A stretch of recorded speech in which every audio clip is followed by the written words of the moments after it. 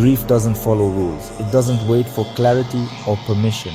It simply arrives, makes itself at home, and begins to hollow out the world you thought you understood. When my mother died, I inherited her ashes, not in an urn but in a plastic bag inside a cardboard box.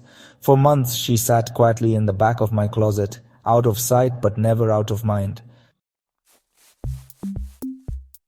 I knew vaguely that this was not what Jewish tradition would have wanted. We don't cremate. We return our dead to the earth whole. The body, in Jewish law, is sacred, even in death.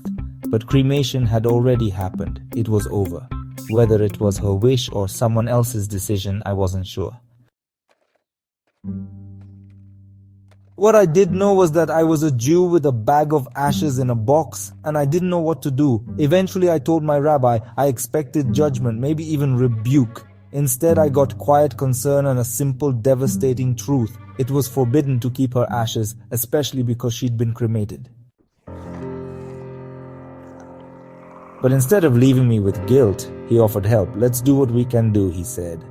And I clung to that. With his guidance, we found a quiet, unmarked corner of the Glennis Stanley Jewish Cemetery, unofficial and out of the way. The kind of place no one would question if a small patch of earth was disturbed. It wasn't ideal, but it was something. One late afternoon, when the cemetery was empty and the sky was starting to darken, we dug a hole. My rabbi stood beside me while I placed my mother, still in her plastic shroud, into the ground. I whispered what prayers I could remember. I wanted it to be right. I wanted it to be enough. It wasn't. A few months later, I got a call from the cemetery office. There were changes coming. A new road, some landscaping. The corner we'd used, my mother's resting place, was going to be cleared, bulldozed. All I could see in my mind was a yellow machine, indifferent and mechanical, flattening the small sacred place where I had tried to do the right thing. I imagined the plastic bag crushed, the ashes scattered in chaos.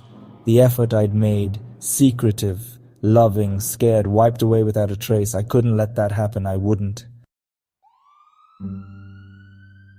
So once again I returned to the cemetery, quietly, at night. My rabbi came with me.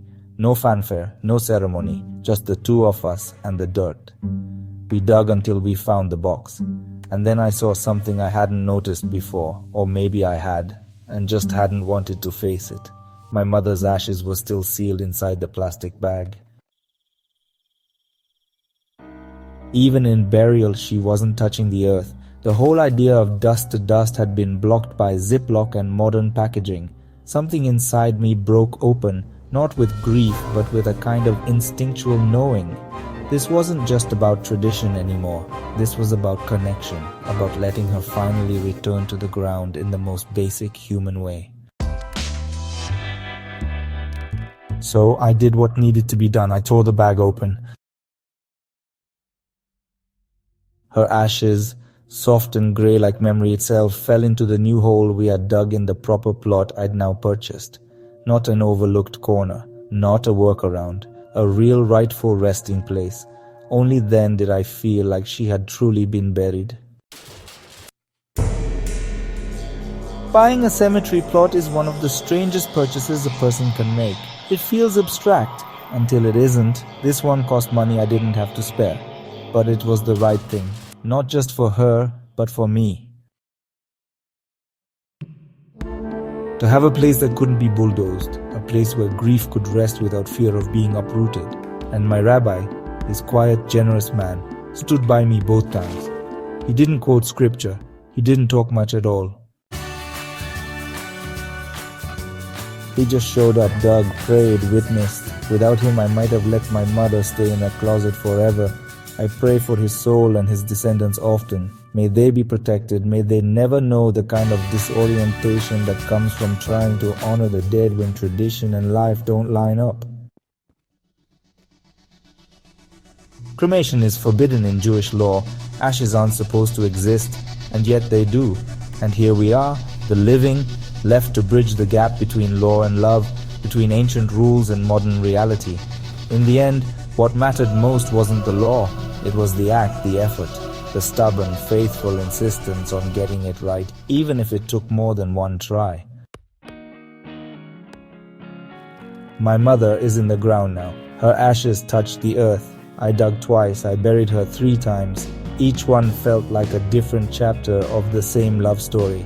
This is what grief looks like in real life, complicated, imperfect, and very much alive. And sometimes to honor the dead, you have to go back with a shovel and do it all over again. If you found this story meaningful, please join the channel and like the video to support more content like this.